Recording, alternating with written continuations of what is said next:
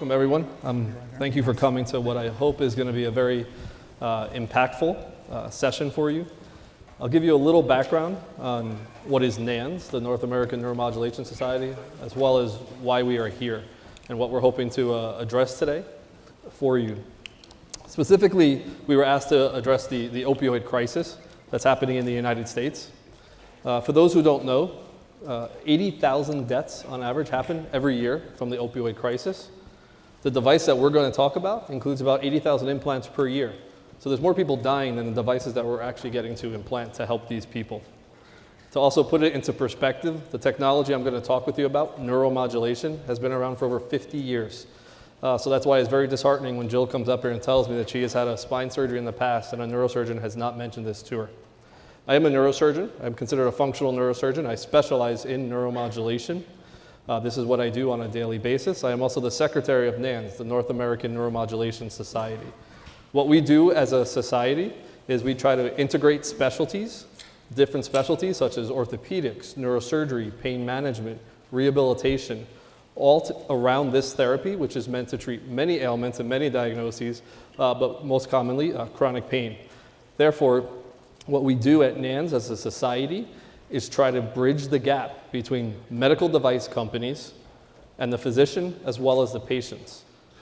Right now, NANS specializes to giving these therapies and teaching these therapies to the physicians, but now we are starting to go out into the community to educate patients as well. I want to give you a few staggering numbers before I open this up to the panel and start asking questions as well as introduce them. Chronic pain is more common than heart disease, cancer, and diabetes combined. It is the most common diagnosis that is treated in the United States. It is the second most common disabling diagnosis in the United States. So if you look to your left right now, and then look to your right, I can guarantee you in your lifetime, one of those people will suffer from chronic pain. You will undergo a spinal procedure in which you have chronic pain that lasts afterward, or you may actually have neuropathic or nerve pain that occurs even without a surgery, maybe even just after an injury. There are many reasons for this to occur, and that is why it's one of the most common diagnoses we treat in the field of healthcare. What I want to tell you as well is neuromodulation encompasses many things. It's stimulators that are implanted on the brain, the spinal cord, the peripheral nerves, or nerves anywhere in the body. We specialize in neural interfaces. For military personnel who have lost limbs, to give them artificial limbs, we can implant these devices as well. We also treat things like Parkinson's disease, tremor, addiction, depression. These are all the different things that we are treating in the neuromodulation space. We'll start talking mostly about spinal cord stimulation as the answer to the opioid crisis. This is a very safe and effective therapy with a lot of data and publications to back it up. We have a powerful panel up here. These are 4 of the biggest global medical device companies in the world. They also all specialize in neuromodulation. So I'll open up with Matt Thomas from Medtronic, one of the world leaders for everything in healthcare, but also specifically neuromodulation. Matt? Thanks. Thanks again for the opportunity to be here. You know, you started out with some interesting stats on opioids and the number of patients with chronic pain in the United States, approaching 100 million. So many conditions out there, yet one of the interesting elements of chronic pain is this idea that it's very personalized. The way that an individual feels pain and perceives pain, even if they're suffering from the same condition as another person, they perceive it differently. And this understates this issue with, how do you treat it? And opioids for so long were seen as kind of this panacea, this solution that could be broadly applied. And that challenge has really resulted in the rates of death and misuse that have occurred from opioids. In 2016, it was about 160 people every day dying from opioid misuse. It grew again about 170 last year in 2017. And when you look at that and then you contrast it with these tools like neuromodulation, you begin to question, well, what's the gap? What's the barrier between this opioid overuse and the lack of appropriate application of spinal cord stimulation and other interventional pain procedures like pumps and ablation and different forms of injections? And really, one of the things that Medtronic sees as this gap is the lack of objective outcome measures. So today, when you go into a physician's office, and we've all experienced this, you go into an emergency room or a physician's office, and they say, well, hey, how's your pain? And they give you a little range of smiley faces, right? There's a green one with a big smile, all the way down to a really red one with a frown, and that's the tool, and it's called the VAS score, Visual Analogs Score. And it's a patient-reported outcome, and patient-reported outcomes like the VAS score are really important. It's a great communication tool between a clinician and a patient, yet it creates a gap in the way that you quantify the severity of pain and ultimately the impact that one can have if you treat that pain with a device like spinal cord stimulation. And so from Medtronic's standpoint, creating not patient-reported outcomes, but augmenting it with objective measures of pain is critical. And this exists in other categories. We were talking earlier about diabetes and the use of A1C and the measurement of interstitial and blood glucose as not only measures of how well controlled diabetes is today for a patient, but an indicator of the long-term risks and the economic costs of poorly controlled diabetes. Unfortunately, in chronic pain, we have patient-reported outcomes and then a gap. And so from Medtronic's standpoint, we believe that the creation of additional measures, and starting with things like activity, stress, and sleep, which the Defense Veterans and Rating Scale adds to the VAS, are important, but not just from a patient perception, but actually measuring how the patient's stress, sleep, and activity change as they are treated with different forms of intervention, like spinal cord stimulation and others. And so from Medtronic's standpoint, creating these objective outcome measures to augment patient-reported outcomes is critical as we go forward and find ways to treat pain without opioids. Thanks. I think that actually speaks lengths, and I'll tell you why. I mentioned that neuromodulation has been around for 50 years. What's great about now and what's really pushing the field forward is innovation and technology. It has really changed. It's rapidly changing. We used to focus on VAS, or what we call pain scores, a score of 1 to 10. But this is very subjective, differs from patient to patient. So I think it's great that as a whole, and as the company, they're pushing for functional outcomes. Really what occurs with the patient if they're actually having a better quality of life. Which is actually kind of, I'll tie into you, Dr. Caraway. Dr. Caraway was a physician implanting these devices for many years in his practice. Not that many. Not that many. But he actually made a change. He made a change over to the other side. He now works as a chief medical officer for a medical device company and now can actually bridge that gap from the other side. So maybe you can speak to it. Yeah, I was just joking. You know, I did practice for a long time, it turns out. And I practiced in what has been euphemistically referred to as the hellhole of opioid abuse in Western Virginia, in Huntington, West Virginia. Number one highest death rates due to opioid overdose. And I think we need to be just a little bit careful about the title of our talk, because the opioid crisis, which began due to prescription opioid overprescribing, strong marketing techniques, a lot of pressure on physicians to treat chronic pain as you would treat acute pain or cancer pain. All these different pressures that were coming on in the 1990s led to an explosion of prescription writing. Now, what we've seen in more recent times is the CDC has made a good effort, as have many educational societies and physicians in general, on tamping that down. We've kind of ratcheted down the way that we prescribe opioids, to the point where maybe there are some patients that might benefit from opioids, which I want to talk about for a minute, that aren't able to get those.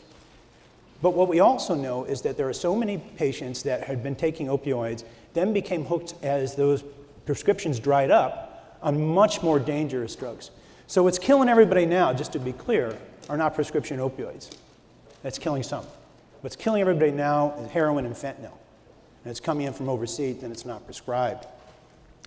What we're offering and talking about up here is a therapy that can be considered for these patients who have chronic pain before they ever get on their opioids. Or if they are on opioids, to get them off of those opioids and reduce their dose down to safer levels. What Dr. Falowski was talking about is there are good data associated with that, but in randomized controlled trials and observational trials, as saying if we can get their pain markedly reduced, we can also wean them off of opioids and get them onto safer dose. Get those drugs out of the potential for diversion that's going on out there. And so I think that I just wanted to be clear that not all of this is driven from prescriptions, and the solution is not just about improved pain control. That's one of the many things that we need in society to do that. I was struck as I walked around some of the convention about how much of this meeting is retail technology and direct-to-consumer marketing. It's so much of that. And that's not typically what we do here. We have lots of awareness campaigns where we're going out and trying to drive awareness about this therapy. So like our host, who didn't even know about it, is more aware that there may be solutions. But these therapies have to be supported by high-level evidence. If we don't have high-level evidence, guess what? The insurance companies aren't going to pay for them. Medicare and Medicaid aren't going to pay for them. So one of the things that we've been focused on at Nevro is building large-scale randomized controlled trials. These are difficult, they're expensive, and they're absolutely necessary.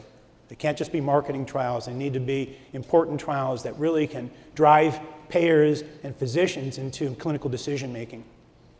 Real briefly, one of the areas that we've decided to look at, and we're executing on what is now the largest randomized control trial that's been done in this space, is small fiber neuropathy, specifically painful diabetic neuropathy. It's a huge market, right? 30 million patients suffer from diabetes. Probably something like 7 million patients have painful diabetic neuropathy. A lot of those folks are refractory. And by refractory, I mean they don't respond to traditional treatments and medications. There are blockbuster medications to treat diabetic neuropathy. I'm sure you see them on TV every single night, where they're rubbing their feet and there's a pill that's prescribed. But those drugs really aren't very good. The number needed to treat is up around 8, which means you need to treat about 8 patients to get a responder. 65% discontinuation rate because of side effects. So we are looking at those refractory diabetic neuropathy patients and looking at how our therapy, which is the Nevro-HF10 therapy, works on those patients as compared to aggressive medical management. Our goal is to get the insurance companies to specifically look at this difficult-to-treat population that suffer tremendously and give them a therapy that is reversible. We can take it out if it doesn't work. That's testable. We all have devices that you can put in and test to see if they're going to work well for you, and that we know can prevent many of the opioid initiations that go on. And what we're seeing as a side effect, or a benefit really, is improvement in some of the functional measures. We see improvement in hemoglobin A1C. We see improvement in some of the neurological deficits. Why that is, we're not sure. I mean, whether it's just a part of being in a treatment process or whether we're doing something at a deeper level. So we're going to study that in a deep dive as well. I think Dr. Caraway made a very good point. He talked about something we call the number needed to treat. And I always like to compare our medical devices to the pharmaceutical industry at this point. Most people don't know for a medication to be approved in the United States, it just has to have greater than a 30% success rate, which is just slightly better than a placebo. To put that into perspective, when you take a pain medication, such as a medication known as Neurontin, which treats neuropathic pain, you have to treat 5 patients before 1 will actually get relief utilizing the medication. That means the other 4 patients still have side effects from the medications, will still try the medication and suffer in pain the entire time, and only 1 of the 5 will actually gain relief. The number needed to treat for these neuromodulation devices is far less than 2, which means it's just above 1, which means the majority of people who have these devices implanted will gain some type of efficacy from it, and it's a safe, efficacious implant. So I think that's actually important now, because this is about now getting to the patients, having the patients be educated on it, and making sure that it's user-friendly for them, which I can transition into actually Ryan Lakin, who's the Divisional Vice President from Abbott. They have expanded on utilizing telehealth and Apple platforms in the form of for neuromodulation. So Ryan. Yeah, thank you very much.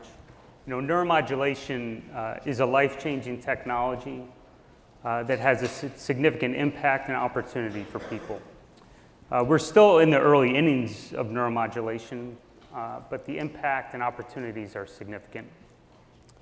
I'm a biomedical engineer for the last about 20 years or so. I've worked in some fascinating technologies in the areas of hip development, diabetes, and pediatric care. And I can say that neuromodulation is one of the most significant opportunities there are. But why is it so significant? I think all of us have this common enemy that we're talking about today, which is pain, chronic pain. The quest for pain relief is daunting because we really don't have, viable, sustainable therapies today. And that's one of the reasons that today we're talking about the opioid crisis and that we're all here gathered to talk about it as a group. Neuromodulation is a fascinating technology that can really change the lives of people because it fundamentally changes the communication pathway of pain. That's also one of the reasons that it can be sustainable. We are using fundamental neuroscience. Some of the ways that Abbott sees this transformation happening are really in 3 different areas. One is access to data.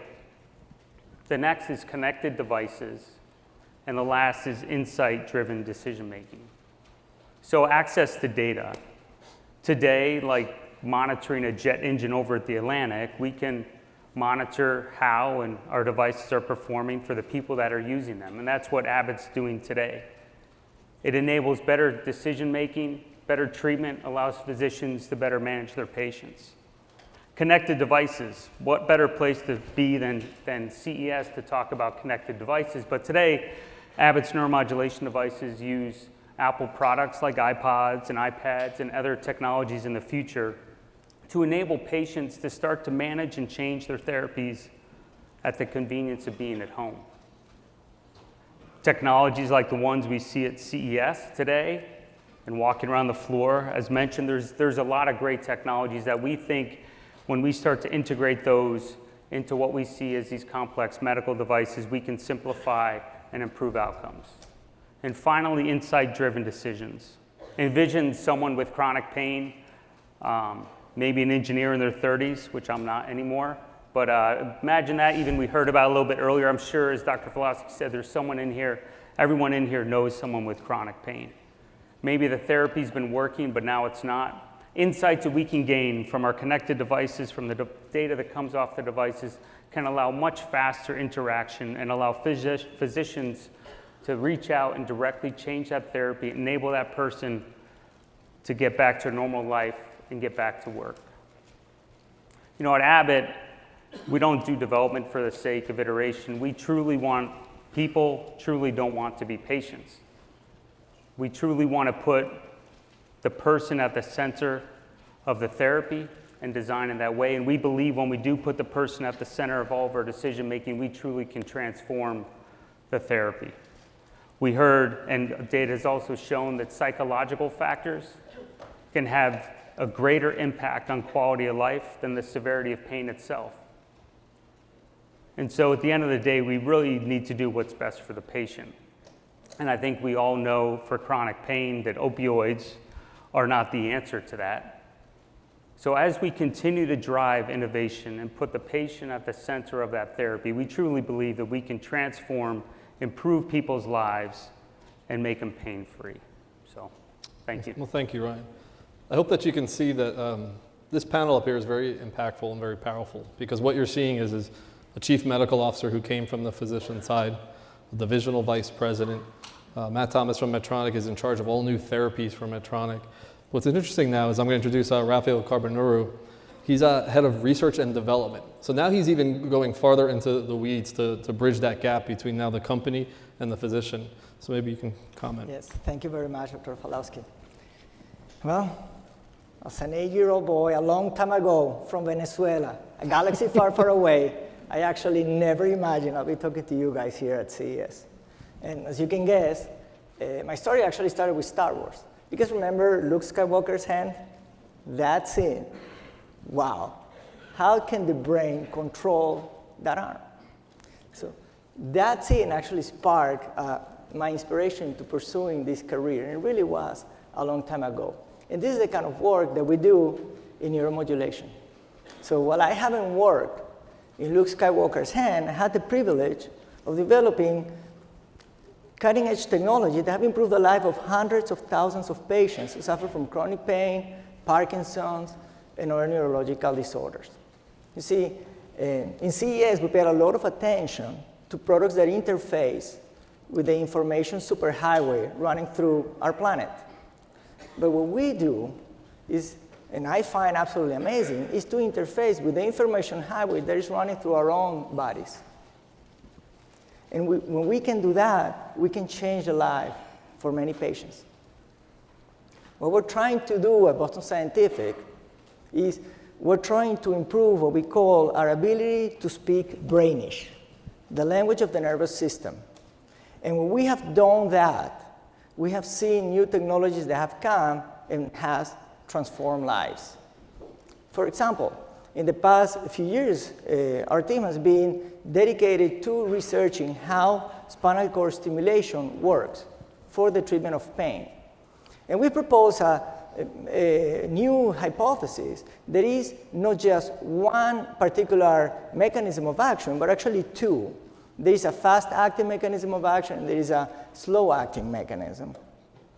And each of them have an independent target or neural target, and each of these mechanisms can be engaged in a very different way in order to optimize its use. Now, armed with this type of knowledge, we can then, all of us, we can develop technologies that can improve the life of patients. And as an example, we just created a product that not only optimizes how we engage each of these mechanisms of actions independently, but also simultaneously. This is something that has not been done before. What happens if you combine both of these? Will you get better outcomes? And we think this is very important because what we believe is that if you can deliver and find the right therapy for each patient, you're going to provide the best outcomes, and you're not going to have the same problems that you're seeing today in terms of the treatment of pain. So what does it mean from an engineering perspective? Because I know there's a lot of engineers in here. What I do believe is that we're creating the ultimate wearable system. Just imagine, we're packing pretty advanced electronics in a very small device. They were inside your body that is supposed to last well in excess of 5 years. And you pack into this system the ability to speak brainish and deliver these different waveforms that engage the nervous system to deliver these therapies. That's pretty amazing. On top of that, since you're not going to have this device replaced all the time, what we are doing is making the system very flexible, because the pain patients are going to change over time, and the system has to adapt and change with that patient, so that the therapy then is going to last. So we launched this latest system about a year ago, and I can tell you, so it's our system, and I'm pretty sure the other companies have their own results with their system, but in our case, what Dr. Falossi was mentioning is, in this early data that we're getting, 87% of patients are getting better than 50% pain relief. 87%. Even more, almost a quarter of the patients, 22%, are reporting zero pain at their latest follow-up. These are results that would have been unimaginable a few years ago. So it's a very exciting time in this field, and we're going to take it forward. Now we can apply neuromodulation to other areas. We can apply it to brain, where we can now visualize those targets on any single patient and direct stimulation to those particular targets to improve this therapy. So it's truly a fantastic field to be in. So Luke, thank you very much for getting me here, and may the force be with us. Well, thank you, Rafael. I think there's a couple important points there. One is I want you to know that the technology has come so far. These are minimally invasive procedures that can take anywhere from sometimes 15 to 20 minutes, and the patient goes home right afterward. We're talking about electrodes that are implanted in the body through needle pokes, the same way you get a flu shot or an IV hooked up. You can have these tiny devices put in that can stimulate the nerves and modulate or change the way the nerves are functioning. And I think, Rafael, you have a very important job, because as the head of research and development, you're somehow now trying to bridge that gap between the company as a medical device company to the patient. So what do you think your biggest role is in doing that? So obviously our biggest role really is to ensure that we provide the best therapies. Patients need solutions, they need therapies, they need results. So from an R&D perspective, what we want to do is making sure that we always advance the therapies, and I'm pretty sure all of us are trying to do that with doctors, and we have to collaborate in doing that. But something that is absolutely critical is the same issue that Jill mentioned when she entered, which is, how many of you heard of this before? We have all been impacted. Every single one of us have been impacted by a neurological disorder, either directly or through one of our loved ones. Pain, Parkinson's, epilepsy, dementia, you name it, all of us. However, how many of us know about this? So we, and every single one of us, are doing that, right? We are providing tools like in our case, is controlyourpain.com, where patients can go and get information. Every company has their own website, so patients can get information and learn about this so that we can teach doctors, we can teach patients how to access these therapies. And please ask about it. Go to interventional pain physicians, in this case, for pain, so they have access to these therapies. That's great. I think to kind of grasp the idea of CES, it's this idea of taking an idea, a concept, a wearable device, neural interfaces, and actually getting it to market. That is very difficult in the healthcare sector. It's very different than getting a smartwatch or a smartphone out to market. In healthcare, we have a lot of regulations. There's a lot of difficulties getting from point A to point B. Dr. Caraway, as Nevro is probably one of the youngest companies up here, but your company managed to navigate that space, and you've actually made a very impactful statement in neuromodulation. Maybe you can comment on that. Yeah, Steve. You know, we are the newest major entry into the neuromodulation market with 3 very large companies that are multi-line, multinational, where neuromodulation is an important but smaller part of their overall business, where we are a neuromodulation company. So as such, we had to have strategies that allow us to succeed in the market. Those strategies include a therapy that is tested and has advantages clinically, but it also includes proving that, showing outcomes. So one of the things that we did when we came to the market is also invest in our business model. So we brought in a team that ever since we launched, which we launched in 2015 here in the US, we've been commercialized overseas for about 8 years. When we launched here in the US, we started a team that actually tracks every single one of our implants from the time that we implant it and then at various different times. And we contact the patients and provide that in an ongoing, progressively larger database so that we can go to individual physicians, say, here are your outcomes. We can go to payers and say, of all the devices you paid for, here's how many are still in, here's how they're doing, so that we can ensure that we have good outcomes. To be successful against great companies that already have great products, you have to differentiate yourself in some way. And one is not just the way that the therapy is different, which it was than the therapies that came before it, but also improving that to people. Well then, actually heading into our last minute here, so we understand now how you took a company to actually come out into the sector and actually get to patients. But it's one thing actually to make these products. They can be the greatest products in the world.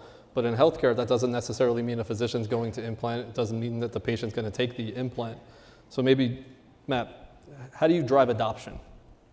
I think to follow on to Dr. Caraway's point, the data matters. And, creating a next level of data that is significant to your point about payers, to physicians at scale, is a whole new enterprise, I think, for companies that traditionally make hardware devices and interface with the human body. The data is a whole other layer of a business model.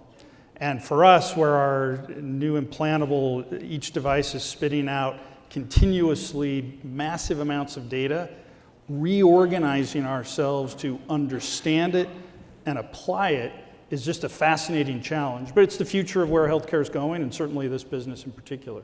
So that's where our business is changing in significant ways, and I think everyone's business will change as data becomes continuous, very finite to a patient, and meaningful not only to the patient but at an aggregate level. Wonderful. Well, we're out of time at this point, so I'll just conclude by saying that and reiterating that the idea behind NANS, North American Neuromodulation Society, is actually integrating these specialties, bridging the gap between medical device and neural interfaces, getting to the physicians and the patients so that it can be implanted. Next week is actually our annual meeting right here in Las Vegas, if anyone wants to spend 2 weeks in Vegas, but I don't know if it can make it. So thank you.